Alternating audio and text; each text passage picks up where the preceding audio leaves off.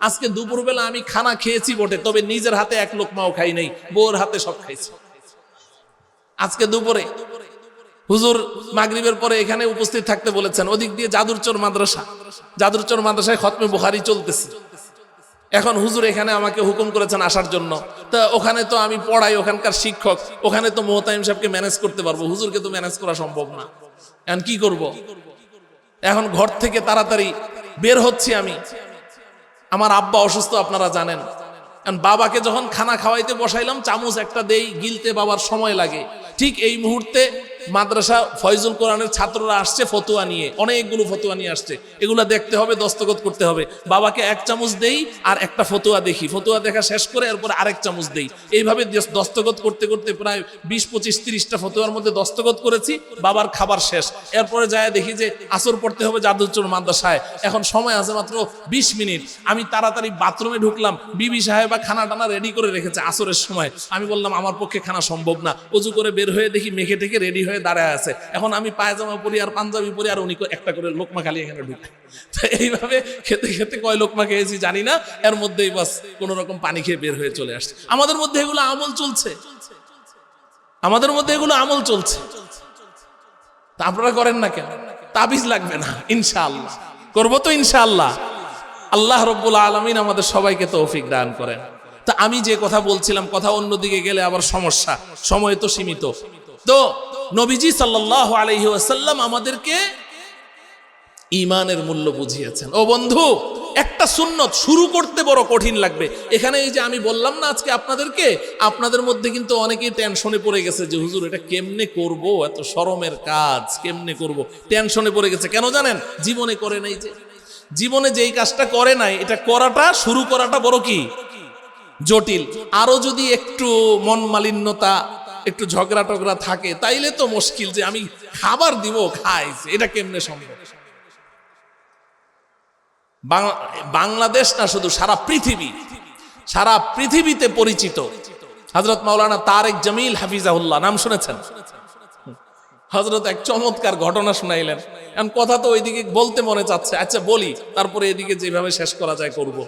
ওনার এক ভক্ত ওনার কাছে আসে, খুব ঘন ঘন আসে, কিন্তু যদি তাকে একটু কথা বলার চান্স দেওয়া যায়, ও যতক্ষণ কথা বলে খালি বউর বিরুদ্ধে খালি অভিযোগ করে, যতক্ষণ কথা বলে বিবির বিরুদ্ধে খালি অভিযোগ করে।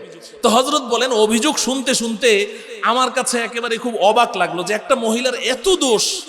তো ওনারা যেহেতু স্বামী স্ত্রী দুইজনই হযরতের সাথে ইসলাহি তাআল্লুক রাখেন, তো হযরত বলেন আমি কৌতূহল বশত তার বিবির কাছে ফোন দিলাম। ফোনটা দিয়ে খালি আমি এতটুকু বললাম, क्या बात है अपने शौहर के साथ ऐसा क्यों करती हो, ব্যাপারটা কি, স্বামীর সাথে এমন করো কেন? খালি এতটুকু বলতে দেরি, তার স্বামী এই 2-3 মাসে আমার কাছে যে পরিমাণ অভিযোগ তার বিরুদ্ধে করেছে, ও 2 মিনিটে তার ডবল অভিযোগ তার স্বামীর বিরুদ্ধে। তো হযরত বলেন যে আমি তো বুঝলাম যে বিষয়টা বড় জটিল।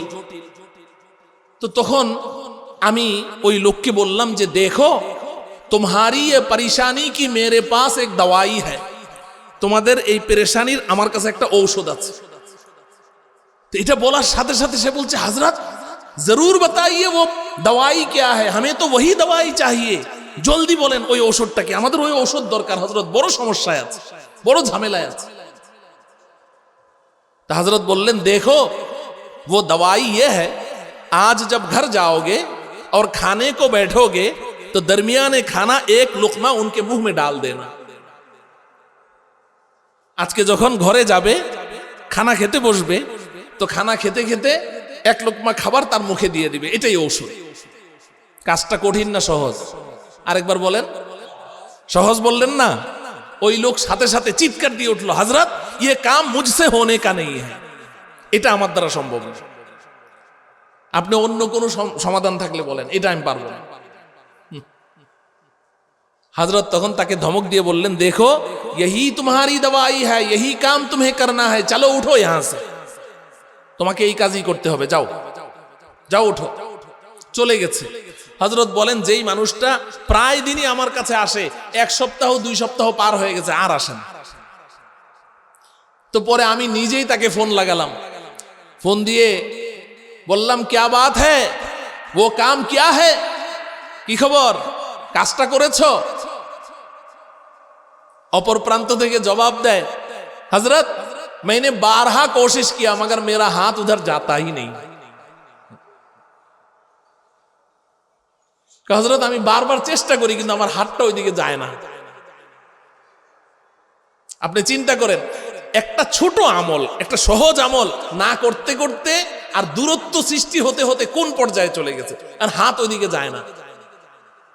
তো হযরত বলেন, আমি তখন তাকে প্রচন্ড ভাবে একটা ধমক দিয়ে বললাম, দেখো আজ হি তুমি ये काम करना है और करके मुझे फोन लगाना। আজকে করবে, করে আমাকে ফোন দিবে। হযরত বলেন, রাত্রে 11টার সময় ফোন আসলো। রাত 11টায় ফোন করে বড় উচ্ছ্বাসের সাথে বলছে, হযরত আলহামদুলিল্লাহ मैंने वो काम कर लिया, আমি কাজ তো এটা করে ফেলেছি।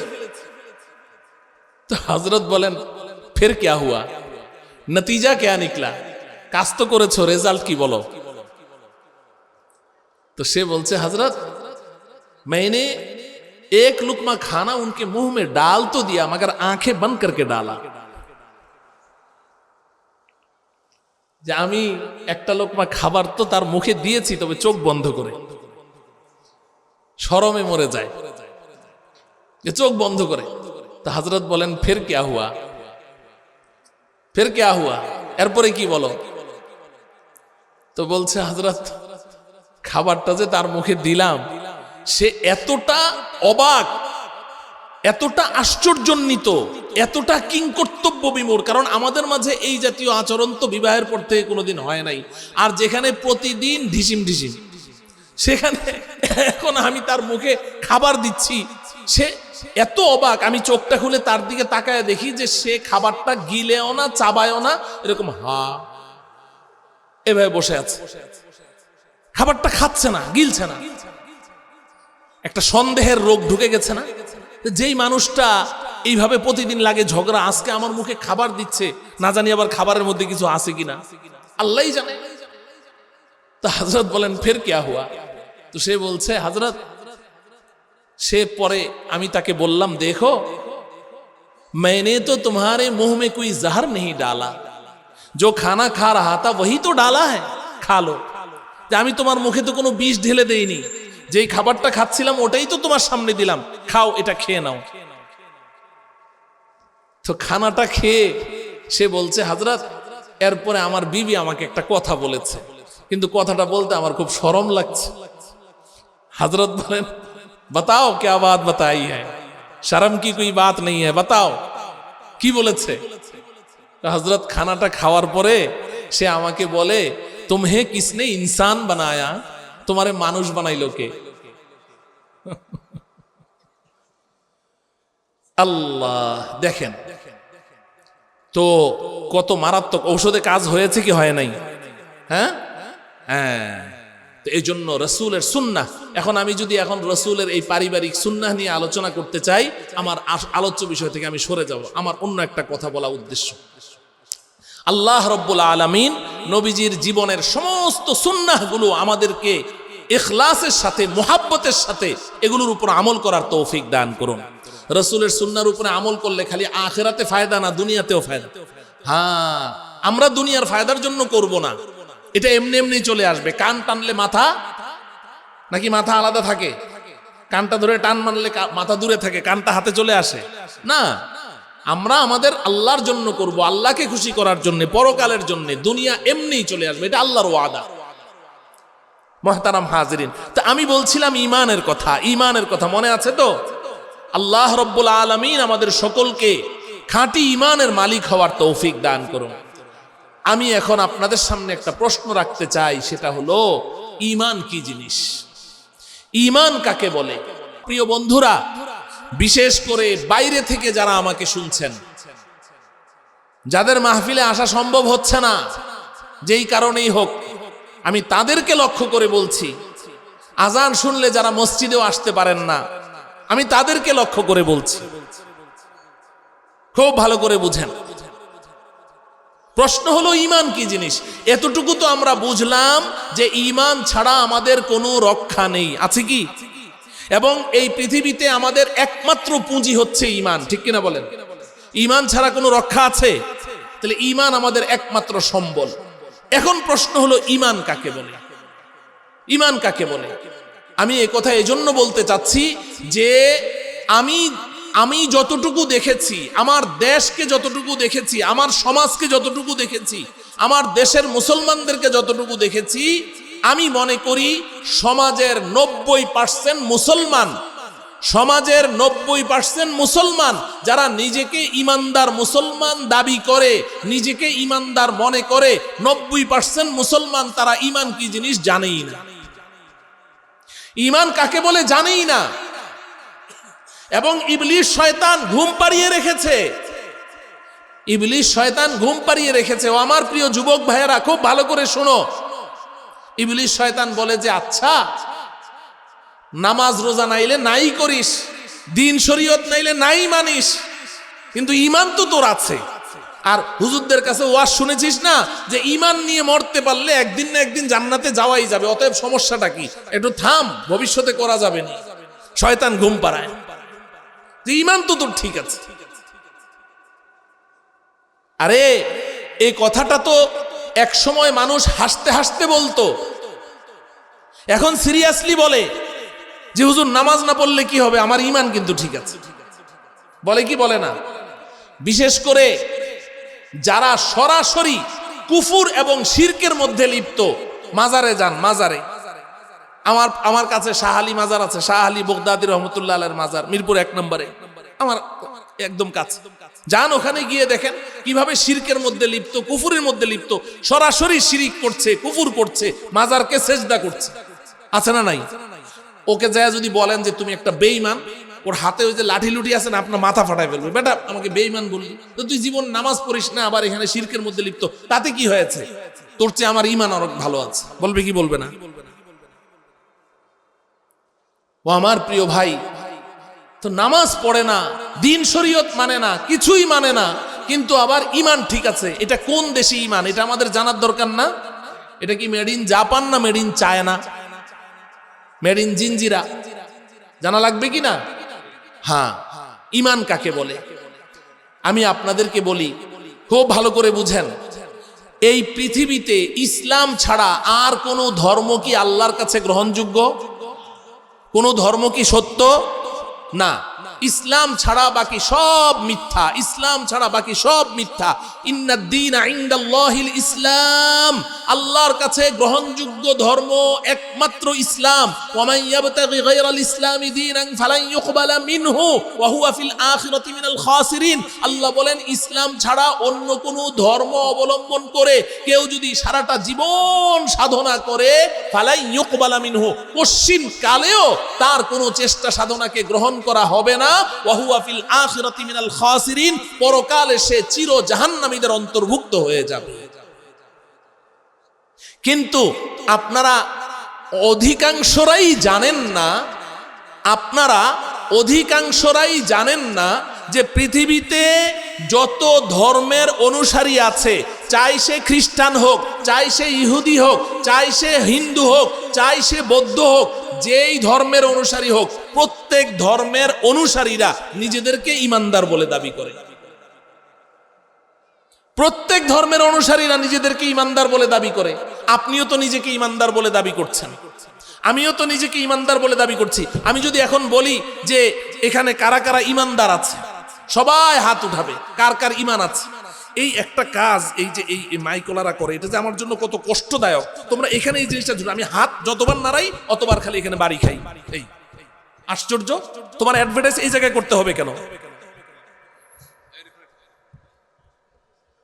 এখানে অ্যাডভার্টাইজ করতে আসছো, এত মানে বিরক্তিকর জিনিসটা। আমি হাত নাড়তে পারছি না, মনে হয় যেন আমার হাত দুইটা মানে বেঁধে রেখেছে, আমি বন্দি এখানে।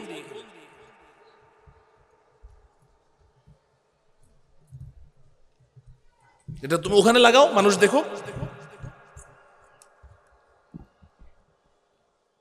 ইস, ব্যথা হয়ে গেছে হাত দুটো। দেখেন, পৃথিবীর যত ধর্মাবলম্বী আছে সবাই নিজেকে কি দাবি করে? ইমানদার দাবি করে। আমিও নিজেকে ইমানদার দাবি করছি, আপনিও নিজেকে ইমানদার দাবি করছেন, নামাজিও নিজেকে ইমানদার দাবি করছে, বেনামাজিও নিজেকে ইমানদার দাবি করছে, এবং বদ্দিন যে জীবনে কোনোদিন পশ্চিম দিকে ফিরে একটা সেজদাও দেয় নাই, ওকে যায় বলেন না তুই একটা বেঈমান, আপনার দেখেন কেমনে সাইজ করে আপনি। তাইলে এখন প্রশ্ন হলো আসল ইমানটা কি, আসল ইমানদার কে? সবাই তো ইমানের দাবিদার। আমি একবার উত্তরবঙ্গে যাচ্ছি মাহফিলে, দিনাজপুর মাহফিল, ঢাকা বিমানবন্দর থেকে সৈয়দপুর বিমানবন্দরে গিয়ে নামবো, ওখান থেকে যাব হলো দিনাজপুর।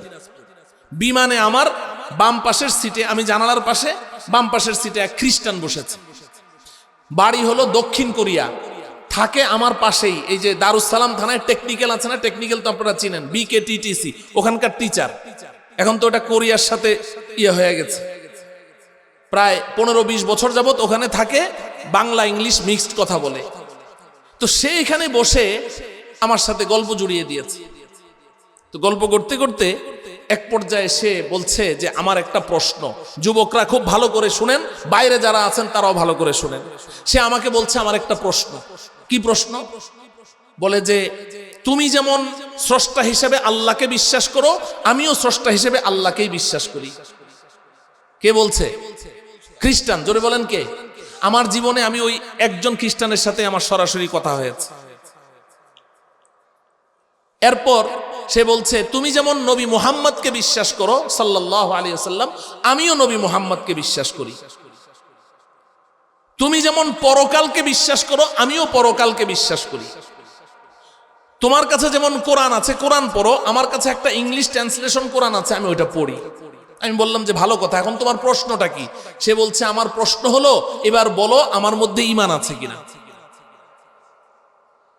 কি যুবক ভাইয়েরা, প্রশ্নটা কি সহজ না জটিল? হ্যাঁ, খুব ভালো করে বুঝেন। ওই খ্রিস্টানকে আমি ওই দিন কি জবাব দিয়েছিলাম, ওটাই আমার ওয়াজ, শোনেন।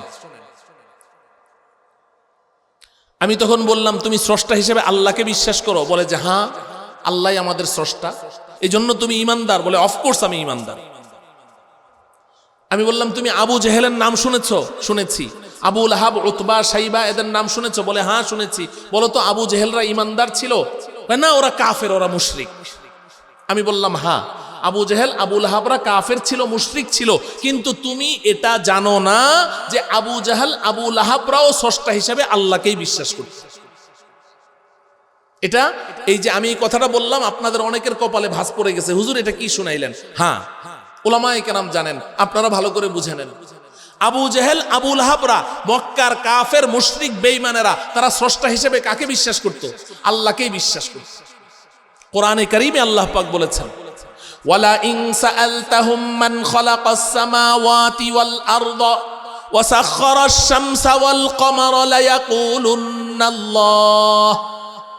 আল্লাহ রব্বুল আলামিন বলেন আমাদের নবীজিকে লক্ষ্য করে, ও বন্ধু আপনি গিয়ে মক্কার কাফেরদেরকে একটা প্রশ্ন করেন। কি প্রশ্ন? মান খালাকাস সামাওয়াতি ওয়াল আরদা ওয়া সাখখারাশ শামসা ওয়াল কমার। এই মক্কার কাফেররা বলো তো দেখি, এই আসমান কে সৃষ্টি করেছে? এই জমিন কে সৃষ্টি করেছে? এই চন্দ্র সূর্য কে সৃষ্টি করেছে? আল্লাহ নিজে বলছেন লায়াকুলুন্নাল্লাহ, অবশ্যই অবশ্যই এই কাফেররা আপনার প্রশ্নের উত্তরে বলবে এই আসমানের স্রষ্টাও আল্লাহ, জমিনের স্রষ্টাও আল্লাহ, চন্দ্র সূর্যের স্রষ্টাও আল্লাহ। কারা কারা কারা বলেন? কাফেররা, মক্কার কাফেররাই জবাব দিবে আসমানের স্রষ্টাও আল্লাহ, জমিনের স্রষ্টাও আল্লাহ, চন্দ্র সূর্যের স্রষ্টাও আল্লাহ। শুধু তাই নয়, আল্লাহ পাক এটাকে আরো সুস্পষ্ট করছেন আরেক আয়াতে। আল্লাহ পাক বলেন ফাইদা রাকিবু ফিল ফুলকি দাউল্লাহ মুখলিসিনা লাহুদ্দিন। আল্লাহ পাক বলেন এই কাফেররা আমি আল্লাহকে স্রষ্টা হিসাবে এত মজবুতির সাথে বিশ্বাস করে যে এরা যখন নৌকায় ভ্রমণ করে সাগরের উপর দিয়ে যাচ্ছে, হঠাৎ করে তুফান আর উথাল পাথাল ঢেউ, নৌকা ডুবে ডুবে অবস্থা, আল্লাহ বলেন দাউল্লাহ মুখলিসিনা লাহুদ্দিন, তারা ইখলাসের সাথে, একনিষ্ঠতার সাথে আমি আল্লাহকে ডাকতে থাকে, আল্লাহ বাঁচাও, আল্লাহ বাঁচাও, আল্লাহ বাঁচাও। কারা? কাফেররা। আমি তখন ওই খ্রিস্টানকে বললাম যে তুমি আমার সাথে সত্য বলছো না মিথ্যা বলছো তা তো আমি জানি না, কিন্তু ওরা যে আল্লাহকে বিশ্বাস করতো এটা তো আল্লাহ নিজে বলছেন, তো তুমি না একটু আগে ওদেরকে কাফের বললে, তুমি ওদেরকে যেই কারণে কাফের বলেছো আমিও ওই কারণেই তোমাকে বেঈমান এবং কাফের মনে করি। তখন সে চট করে বলছে, ওরা তো নবী মুহাম্মদকে বিশ্বাস করতো না, আমি তো নবী মুহাম্মদকেও বিশ্বাস করি। আমি বললাম যে আচ্ছা চমৎকার, নবী মুহাম্মদকে বিশ্বাস করো? বলে যে হ্যাঁ। আমি বললাম তুমি কি আবু তালেবের নাম শুনেছো? কয় হ্যাঁ শুনেছি, নবীর আঙ্কেল। কি বলে? নবীর আঙ্কেল। আমি বললাম হ্যাঁ তুমি ধরতে পেরেছো, নবীর আঙ্কেল। আচ্ছা বলো তো দেখি আবু তালেব ইমানদার ছিলেন? কয় না, ও কাফের, ও মুশরিক। আমি বললাম হ্যাঁ তুমি তো ভালোই পড়াশোনা করো দেখছি, ও কাফের ও মুশরিক, কিন্তু তুমি এটা জানো না আবু তালেব একদিকে আল্লাহকেও বিশ্বাস করতেন স্রষ্টা হিসাবে, অপরদিকে তার ভাতিজা মুহাম্মদকে নবী হিসাবেও বিশ্বাস করতেন। কি করতেন না? খালি কি বিশ্বাস করতেন? আমি তো নির্ভয়ে দায়িত্বশীলতার সাথে জিম্মাদারির সাথে আমি এ কথা চিৎকার করে বলতে পারি, আমি আমার রসুলকে যতটা বিশ্বাস করি আবু তালেব তার ভাতিজাকে নবী হিসাবে এর চেয়ে আরো অনেক বেশি বিশ্বাস করি। তো সে প্রথমে গড়িমসি করলো যে না। আমি বললাম আমি পড়াশোনা করে তোমার সাথে কথা বলছি, পড়াশোনা করে বলছি। ও আমার প্রিয় ভাইয়েরা, আবু তালেব আমাদের নবীজিকে কি পরিমাণ বিশ্বাস করতেন বিস্তারিত বলার সময় নেই, আমি সংক্ষেপে আপনাদেরকে শোনাই। আবু তালেব আমাদের নবীজির প্রশংসায় তার জীবদ্দশায় 22টা কবিতা রচনা করেছে। কয়টা? 22টা কবিতা রচনা করেছে। শাইখুত তাফসীর আল্লামা ইদ্রিস কান্দলভী রহমতুল্লাহ আলাইহি সিরাতুল মুস্তাফার মধ্যে লিখেছেন যে নবীজি একদিন হযরতে আলী, ছোট বাচ্চা, যখন নবুয়তের প্রথম দিকে হযরতে আলীকে সাথে নিয়ে নবীজি নামাজ পড়ছেন গোপনে গোপনে, তখন নামাজ পড়েন হযরতে আলী নবীজির ডান পাশে, নবীজি দাঁড়িয়ে নামাজ পড়ছেন, দুই চাচাতো ভাই একসাথে নামাজ পড়ছেন। আবু তালেব কোথায় যেন যাচ্ছিলেন, হাতে ওনার ছোট ছেলে জাফরের হাত ধরে কোথায় যেন যাচ্ছিলেন। হঠাৎ করে আবু তালেব দেখে ফেললেন, এই কি করছে? তাকিয়ে দেখে মুহাম্মদ তার ছেলেকে দিয়ে নামাজ পড়ছে সাল্লাল্লাহু আলাইহি সাল্লাম। আবু তালেব কিছুক্ষণ মনোযোগ দিয়ে দেখলেন কি করে, রুকু সিজদা করে নামাজ পড়ে। তখন আবু তালেব জাফরের হাতটা ছেড়ে দিলেন, দিয়ে বললেন, বাবা তোর ভাই মুহাম্মদের ডান দিকে দাঁড়িয়েছে, তুই যা, তুই গিয়ে বাম দিকে দাঁড়া। সুবহানাল্লাহ বলবেন না? কতটা বিশ্বাস ছিল! আবু তালেব আমাদের নবীজিকে লক্ষ্য করে একটা কবিতা বলেছেন, ওই কবিতার 3টা লাইন বলে আমি কথা শেষ করে দিচ্ছি। আবু তালেব বলেন, ওয়ালাকাদ দাআউতানি ওয়া জাআমতু আন্নাকা সাদিকুন ওয়া সাদাকতা ফীহি ওয়া কুনতা থাম্মা আমিনা ওয়া আরাফতু দীনাকা লা মাহালাতা আন্নাহু মিন খায়রি আদিয়ানিল বারিয়াতি দীনা ওয়া লাউলাল মালামাতু আও হাদারু মাসাব্বাতিন লাওয়াজাত্তানি সামহাম বিযাকা মুবিনা। আবু তালেব আমাদের নবীজিকে বলছেন, ও ভাতিজা মুহাম্মদ, তুমি আমাকে আহ্বান করেছো, ডেকেছো। কোন দিকে ডেকেছো? তোমার রবের দিকে ডেকেছো, তোমার নবুয়ত রিসালাতের দিকে ডেকেছো, তোমার ধর্ম ইসলামের দিকে আমাকে আহ্বান করেছো। ওয়া জাআমতু আন্নাকা সাদিকুন, ও ভাতিজা আমি দৃঢ়ভাবে বিশ্বাস করি তুমি সত্যবাদী, জীবনে কোনোদিন আমাদের সাথে একটাও মিথ্যা বলনি। অতএব ওয়া সাদাকতা ফীহি ওয়া কুনতা থাম্মা আমিনা, আজকে তুমি তোমার রব সম্পর্কে আমাকে যা বলেছো সব সত্য বলেছো, তোমার নবুয়ত সম্পর্কে যা বলেছো সব সত্য বলেছো, তোমার ধর্ম ইসলাম সম্পর্কে যা বলেছো সব সত্য বলেছো। কে বলছে এই কথাগুলো? কথা বলেন না কেন? আবু তালেব বলছে। তাহলে রব বিশ্বাস করলো কিনা, নবী বিশ্বাস করলো কিনা? এটা হলো প্রথম লাইন। দ্বিতীয় লাইনে কি বলে জানেন? ওয়া আরাফতু দীনাকা লা মাহালাতা আন্নাহু মিন খায়রি আদিয়ানিল বারিয়াতি দীনা। ও ভাতিজা মুহাম্মদ, আমি তোমার ধর্ম ইসলামকে এত দৃঢ়ভাবে বিশ্বাস করি, আমি অকপটে এ কথার স্বীকৃতি দিচ্ছি যে এই পৃথিবীতে যত ধর্ম আছে সমস্ত ধর্মের মধ্যে সর্বশ্রেষ্ঠ ধর্ম তোমার ধর্ম, ইসলাম ধর্ম। কে বলছে কথাগুলো? এবার বলেন আবু তালেব রবকে বিশ্বাস করলো কিনা, ভাতিজাকে নবী হিসাবে বিশ্বাস করলো কিনা, ইসলাম শ্রেষ্ঠ ধর্ম স্বীকৃতি দিল কিনা? এবার আমার যুবক ভাইদের কাছে আমার প্রশ্ন, তোমরা বলো আবু তালেব কি ইমানদার ছিলেন? ইমানদার ছিলেন? কেন কেন ইমানদার ছিলেন না? তোমার বিশ্বাস আমার বিশ্বাস আবু তালেবের বিশ্বাস মিলে গেল, তো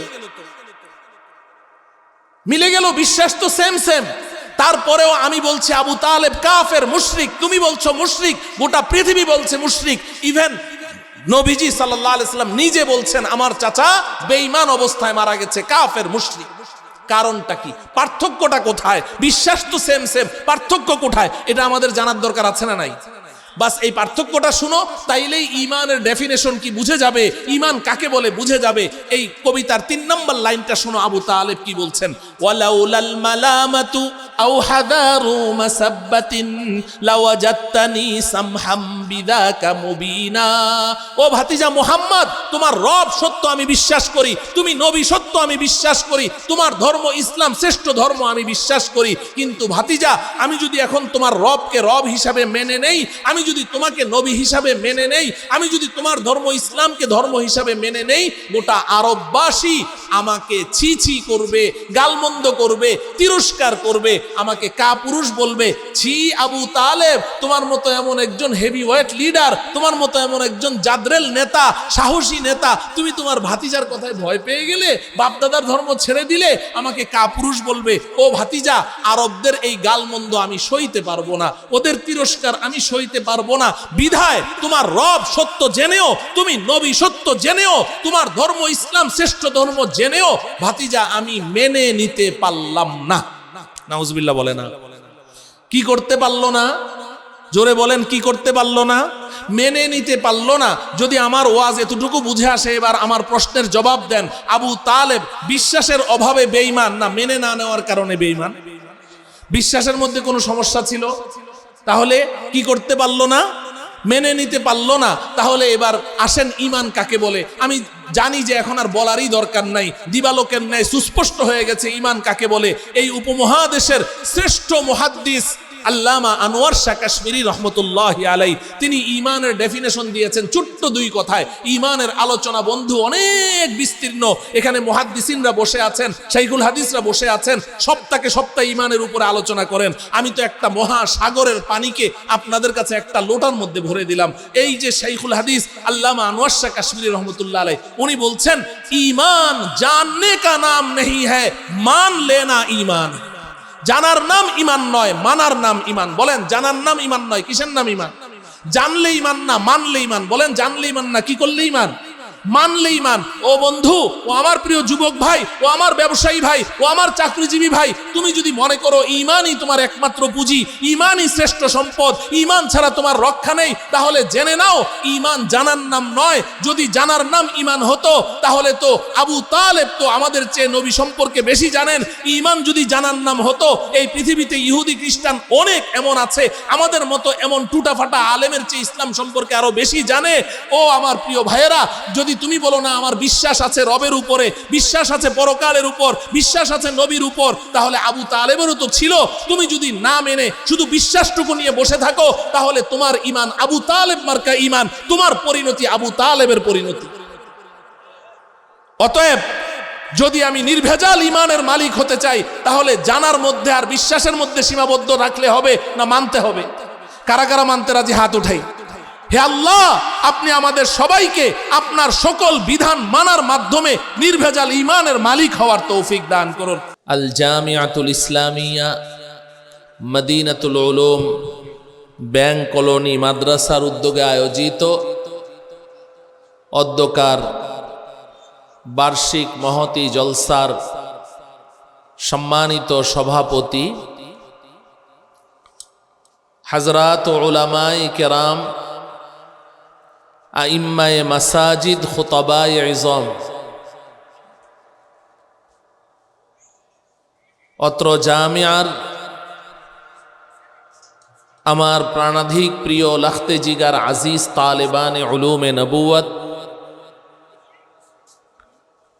সামনে উপবিষ্ট আমার অত্যন্ত শ্রদ্ধাভাজন দীনদার, পরহেজগার, আল্লাহ প্রেমিক, রসুল প্রেমিক, উলামা প্রেমিক, ধর্মপ্রাণ ভাই ও বন্ধুগণ, পর্দার অন্তরালে আমার মাতৃতুল্য ভগ্নীতুল্য মা ও বোনেরা, আমরা যারা আজকের এই মাহফিলে উপস্থিত আছি, প্রতিটি মানুষ আমরা মনে প্রাণে বিশ্বাস করি ও জানি যে এই আসমানের নিচে জমিনের উপরে আল্লাহ রব্বুল আলামিন আমাকে আপনাকে যত নিয়ামত দান করেছেন, এই সমস্ত নিয়ামত রাজির মাঝে সবচাইতে দামি এবং সবচাইতে মূল্যবান নিয়ামতের নাম ঈমান। বলুন, সবচাইতে মূল্যবান নিয়ামতের নাম কি? ঈমান। ঈমানের চেয়ে মূল্যবান, ঈমানের চেয়ে দামি কোনো নিয়ামত আল্লাহ রব্বুল আলামিন এই পৃথিবীতে আমাদের কাউকেই দান করেননি। অতএব যার মধ্যে ঈমান আছে, শিরক মুক্ত ঈমান আছে, বিদআত মুক্ত ঈমান আছে, নির্ভেজাল ঈমান আছে, তার কাছে এই পৃথিবীর সর্বশ্রেষ্ঠ সম্পদ আছে। আর যার মধ্যে ঈমান নেই, ঈমান হারা, সে যদি এই পৃথিবীর 1 নম্বর ধনীও হয়, সে সর্বহারা।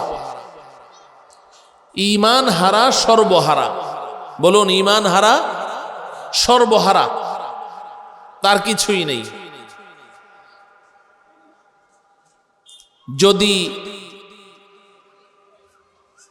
কোনো যুবক ভাই আমাকে এই প্রশ্ন করো যে হুজুর, এটা আপনি কি বললেন?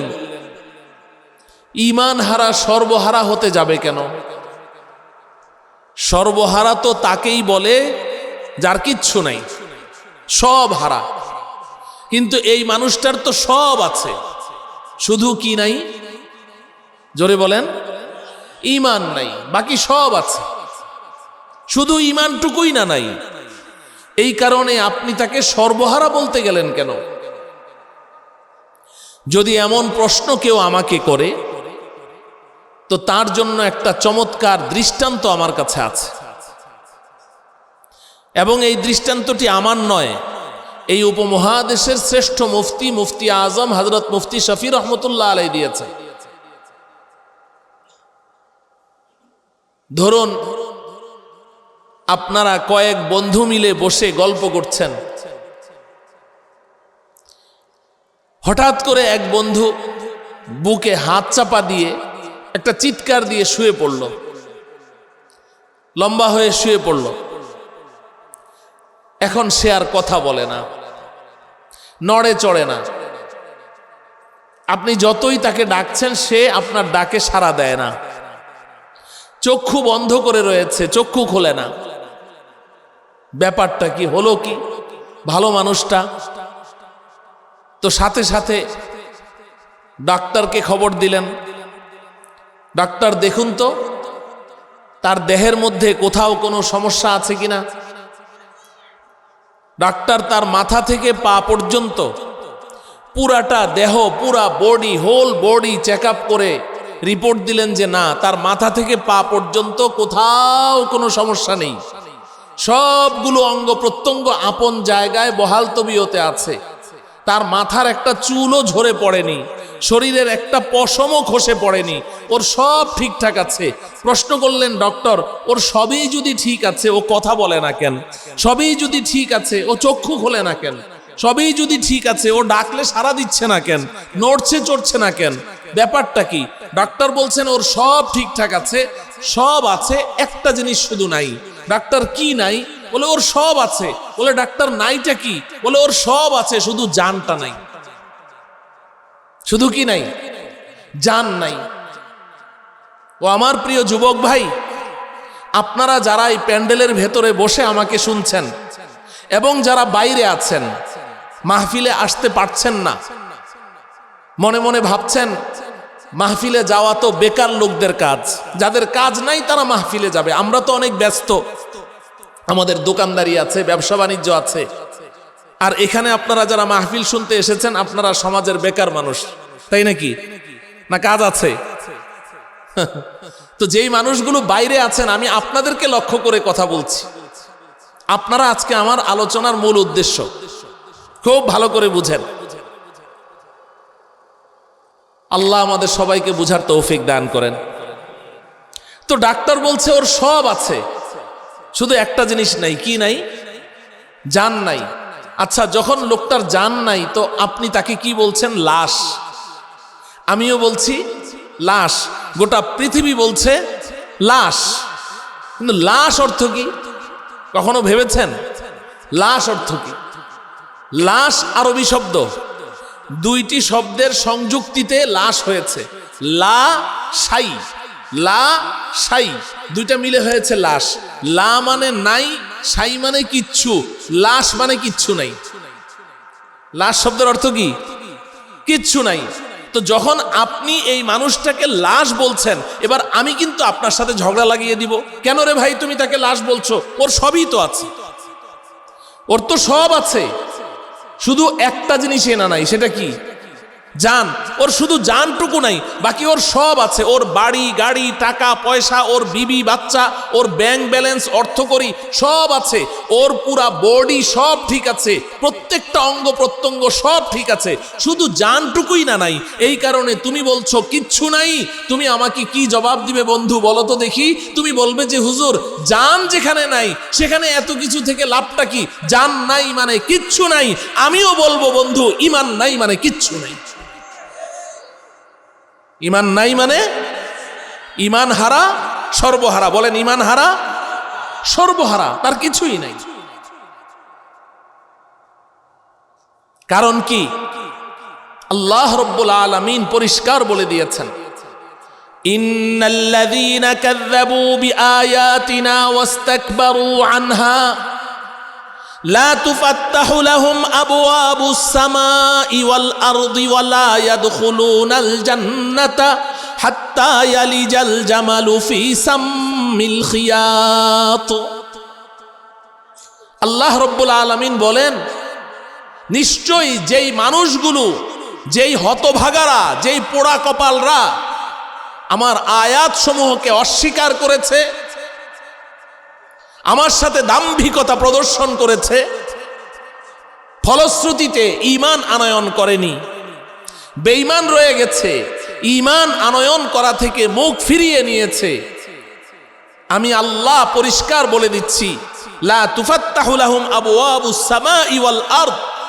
ওই সমস্ত নিমক হারামদের জন্যে, ওই সমস্ত দাম্ভিক ব্যক্তিদের জন্যে আমি আল্লাহ আকাশের দুয়ারও খুলবো না, জমিনের দুয়ারও খুলবো না। ওয়ালা ইয়াদখুলুনাল জান্নাহ, এবং তারা কশ্চিন কালেও আমি আল্লাহর তৈরিকৃত জান্নাতে প্রবেশ করতে পারবে না। হাত্তা ইয়ালিজাল জামালু ফি সাম্মিল খিয়াত। আল্লাহ পাক বলেন যে একটা সুয়ের পাছার ছিদ্রি, সাম্মুল খিয়াত মানে হলো সুয়ের পাছার ছিদ্রি। দেখেছেন সুয়ের পাছার ছিদ্রিটা এত বিশাল? হ্যাঁ, আল্লাহ বলছেন একটা সুয়ের পাছার ছিদ্রি দিয়ে একটা জ্যান্ত উট চলাফেরা করা যেমন অসম্ভব, ঈমান ছাড়া চেষ্টা সাধনা করে আমার জান্নাতে যাওয়াও তেমন অসম্ভব। পরিষ্কার ঘোষণা। অতএব ঈমান হারা সর্বহারা। বলেন ঈমান হারা সর্বহারা। ঈমান ছাড়া পৃথিবীতে তুমি যত ভালো কাজ করো, জীবনে একটিও মিথ্যা কথা বলনি, জীবনে কোনোদিন কাউকে ঠকাওনি, কোনোদিন কাউকে ওজনে কম দেওনি, খুব সততা তোমার মধ্যে, তুমি বড় জনদরদী, পরোপকারী, তোমার মধ্যে হাজারো গুণ বিদ্যমান, কিন্তু তোমার মধ্যে ঈমান নেই। তোমার জীবনের এই সমস্ত ভালো কাজগুলোর আল্লাহ রাব্বুল আলামিনের কাছে মাছির একটা ডানার সমপরিমাণও ওজন নেই। নাউজুবিল্লাহ পড়েন। অতএব ঈমান হারা, বলেন সবাই ঈমান হারা সর্বহারা। আমার প্রিয় ভাইয়েরা, আমি তো ঈমানের দৃষ্টান্ত দিয়ে থাকি একটি এক সংখ্যার সাথে। আপনি ব্ল্যাকবোর্ডে এক লিখেছেন, একের মূল্য কত? একের মূল্য একই। একের তো এখন কোনো দামই নাই। কিরে, 1 টাকা নিয়ে দোকানে গেলে চকলেট দেয়, এখন 1 টাকা নিয়ে দোকানে গেলে চকলেটও দেয়, একটা চকলেটও পাওয়া যায় না। একের কোনো দাম নেই। এখন এই মূল্যহীন একটা সংখ্যা আপনি ব্ল্যাকবোর্ডে লিখেছেন, এক লিখেছেন, কোনো দাম নেই। এবার ডানে যদি একটা শূন্য দেই কত হবে?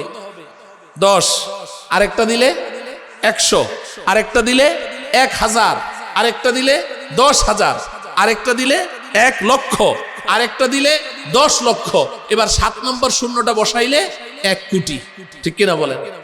এখন আমি আর আপনি ব্ল্যাকবোর্ডের দিকে এভাবে হা করে তাকিয়ে আছি, বাপরে বাপ, শূন্যের কি পাওয়ার, শূন্যের কি দাম। এক একটা শূন্য আসছে তো 100কে 1000 বানিয়ে দিচ্ছে, এক একটা শূন্য বসছে 1000কে লাখ বানিয়ে দিচ্ছে, এক একটা শূন্য বসছে লাখকে কোটি বানিয়ে দিচ্ছে। শূন্যের কত দাম রে ভাই। আমরা তো হা করে শূন্যগুলোর দিকে তাকিয়ে আছি, কত দামি জিনিস, কত দামি জিনিস। এক একটা আসে তো 100,000 হয়ে যায়, এক একটা আসে 1000 লাখ হয়ে যায়, এক একটা আসে লাখ কোটি হয়ে যায়। শূন্য কত দামি জিনিস। আমি যখন হা করে শূন্যগুলোর দিকে তাকিয়ে আছি, এই মুহূর্তে আমার মতো এরকম বোকা শোকা কোনো একজন তালিবুল ইলম ও চিন্তা করলো যে ব্ল্যাকবোর্ডে এত সুন্দর করে থরে থরে সাজানো শূন্যগুলো দেখতে কি সুন্দর লাগছে, হাঁসের ডিমের মতো, কিন্তু শুরুতে যে এই যে বাঁকা একটা 1 সংখ্যা, এটা একেবারেই বেঢঙ্গা লাগছে, মোটেও মানাইছে না। সে করলো কি, পকেট থেকে একটা রুমাল বের করে 1 সংখ্যাটা মুছে দিল, একটা মুছে দিল, বাকি সবগুলো শূন্য ঠিকঠাক আছে। এবার বলুন 1 কোটির মধ্যে কত বাকি রইল? কিছুই নাই। কেন রে ভাই কিছু নাই? সবই তো আছে, সবই তো আছে। এতক্ষণ পর্যন্ত যেগুলোকে আমরা এত পাওয়ারফুল, এত দামি, এত শক্তিশালী মনে করেছি, সবগুলোই তো আছে। শুরুতে শুধু একটাই না নাই, একটাই না আমি মুছে দিয়েছি। এখন আপনারা বলছেন কিচ্ছু নাই। হ্যাঁ হ্যাঁ, এতক্ষণে বোঝা গেল আমরা ধোকার মধ্যে ছিলাম। আসলে পাওয়ার শূন্যের হাতে না, পাওয়ারটা কার হাতে? 1 আছে তো শূন্যের দাম আছে, 1-এর হাতে সব পাওয়ার। 1 আছে তো শূন্যের দাম আছে, যতই শূন্য বসাবে দাম বাড়তেই থাকবে। আর যদি শুরুতে 1 নেই, তুমি গোটা প্যান্ডেলটা ভরে ফেলো শূন্য দিয়ে, কোনো দাম আছে কি? ও আমার প্রিয় ভাইয়েরা, তোমার আমার ঈমানটাকে এভাবে বুঝতে হবে। আমার আপনার মধ্যে ঈমান আছে তো ওই 1 আছে, ঈমান আছে তো ওই 1 আছে। এবার ঈমানদার মুসলমান যা করবে খালি শূন্য বসতেই থাকবে, পাওয়ার বাড়তেই থাকবে, নেকির পাল্লা খালি ভারী হতেই থাকবে। ঈমানদার মুসলমান হাসলেও দাম, ঈমানদার মুসলমান কাঁদলেও দাম, ঈমানদার মুসলমান বাজারে গেলেও দাম, ঈমানদার মুসলমান ঘুমালেও দাম, ঈমানদার মুসলমান খেতে বসলেও দাম, এমন কি ঈমানদার মুসলমান টয়লেটে গেলেও দাম। বলেন ঠিক কিনা? আল্লাহ রব্বুল আলামিন দয়া করে মায়া করে আমাকে আপনাকে এমন নির্ভেজাল ঈমানের মালিক হওয়ার তৌফিক দান করুন। নবীজি সাল্লাল্লাহু আলাইহি ওয়াসাল্লাম আমাদেরকে ঈমানের মূল্য বুঝিয়েছেন। ঈমান কত দামি জিনিস। নবীজি বলেন, ওয়া আন তালকা আখাকা বিওয়াজহিন তালিকিন সাদাকাতুন। হে ঈমানদার মুসলমান, তোমার মূল্য কত জানো? তুমি কত দামি? তোমার মধ্যে যদি নির্ভেজাল ঈমান আছে, তোমার দাম কত বেশি। তুমি ঘর থেকে বের হয়েছো, তোমার একজন প্রতিবেশীর সাথে সাক্ষাৎ হয়েছে, তুমি তার দিকে তাকিয়ে চেহারাটা হাসি হাসি করে রাখো, চেহারাটা হাসি হাসি করে রাখো, গাল ফুলিয়ে থেকো না, ভাবসাব নিয়ে থেকো না যে আমি অমুক সাহেব তমুক সাহেব, সবার দিকে তাকিয়ে হাসতে নাই। হাসলে তো আমার প্রেস্টিজ কনসার্ট হয়ে যাবে, আমার পজিশন ঠিক থাকবে না, আমি তো অমুক সাহেব। না না না না, তুমি একটা মানুষ, তুমি জানোয়ার না, জানোয়ারের মতো এভাবে হপ হয়ে থেকো না, তুমি মানুষ, তুমি চেহারাটাকে হাসি হাসি রাখো। ইভেন তুমি একজন মুসলিম, তুমি অমুসলিম নও, তুমি মুসলিম। তোমার ভাই প্রতিবেশী হতে পারে সামাজিকভাবে একেবারেই অবহেলিত একজন মানুষ, কিন্তু তার মধ্যে যদি ঈমান নামের রত্ন থাকে, হতে পারে এই পুরা এলাকার মধ্যে আল্লাহর কাছে সবচেয়ে শ্রেষ্ঠ মানুষ। তো তুমি তো কিছুই করলে না, তুমি শুধু ঘর থেকে বের হয়েছো, তোমার প্রতিবেশীর দিকে তাকিয়ে চেহারাটা একটু হাসি হাসি, বাস একটা বন্ধু সুলভ একটা চাহনি, তার দিকে তাকিয়ে এই যে মুচকি হাসিটা দিয়েছো না, নবীজি বলেন সাথে সাথে তোমার আমল নামায় একটি কবুল সদাকার সওয়াব লিখে দেওয়া হবে। কিসের দাম? হাসির দাম না ঈমানের দাম? ঈমানের দাম। আমরা বেশি হাসি নাকি আমাদের দুশমনরা বেশি হাসে? ওরা বেশি হাসে, কিন্তু ওদের হাসির আল্লাহর কাছে কোনো দাম আছে? নবীজি সাল্লাল্লাহু আলাইহি ওয়াসাল্লাম বলেন, হাত্তা আন তারফা লুকমাতান ফি ফিমরাতিকা সাদাকাতুন। ও আমার ঈমানদার উম্মত, শুনো, যদি তোমার মধ্যে ঈমান আছে তাহলে তোমার মূল্য কত বেশি জানো? তুমি খানা খেতে বসেছো, দস্তরখান বিছিয়ে খানা খেতে বসেছো, তোমার প্রিয়তমা স্ত্রী দস্তরখানের অপর প্রান্তে বসে তোমাকে খাবার বেড়ে দিচ্ছে, তুমি বসে বসে খাচ্ছ। খানা খেতে খেতে একটা লোকমা খাবার তোমার বিবির মুখে দিয়ে দাও। খুব কঠিন কাজ, কোনো সারা শব্দ নাই, খুব কঠিন কাজ। হ্যাঁ, সহজ? কঠিন না সহজ? সবার মুখ খুলে বলতে হবে, কঠিন না সহজ? সহজ। আমি যদি এখন জিজ্ঞাসা করি কয়জন এই আমলটা করেন? করে না যে তা না, এখানে আছে, অবশ্যই আছে, আমি অস্বীকার করছি না, কিন্তু হাতে গোনা 2-4 জন, হয়তো শরমে হাত উঠাবে না, কিন্তু আমাদের অধিকাংশরা আমরা এগুলাকে কোনো পাত্তাই দেই না, অথচ এটা রাসূলের সুন্নাহ, এটা নবীজির সুন্নাহ। আমরা খালি পারি কি, একটু সামান্য সমস্যা হইলেই হুজুর একটা তাবিজ দেন। তাবিজ দিয়ে কি করবেন? হুজুর ঘরে অশান্তি। আরে বেটা, ঘরে অশান্তি তাবিজ দিয়ে দূর হয়? তাবিজ দিয়ে অশান্তি দূর হয় না। তাবিজ দিয়ে অশান্তি দূর হবে কেন?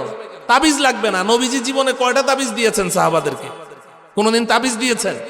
তাইলে আপনি আপনার ব্যক্তি জীবন, পারিবারিক জীবন, সামাজিক জীবন, রাষ্ট্রীয় জীবনে আপনি আপনার রাসূলকে স্টাডি করেন, নবীজির ব্যক্তি জীবন, পারিবারিক জীবন কেমন ছিল পড়াশোনা করেন, নবীজির সিরাত পড়েন, পড়ে আপনি সেটাকে প্র্যাকটিক্যালি অ্যাপ্লাই করেন, আপনার পরিবারের মধ্যে ওটাকে প্র্যাকটিস করেন, দেখবেন শান্তি কাহাকে বলে, কত প্রকার ও কি কি শান্তি ঘর থেকে ঠেলে বের করতে পারবেন না। এত শান্তি, এত সুখ, এত সুখ।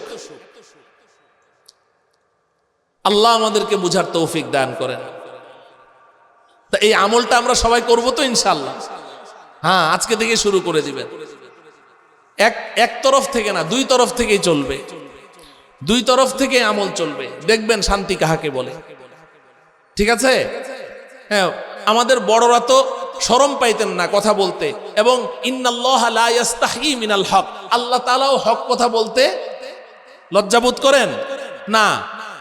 আল্লাহ হক কথা বলতে লজ্জাবোধ করেন না।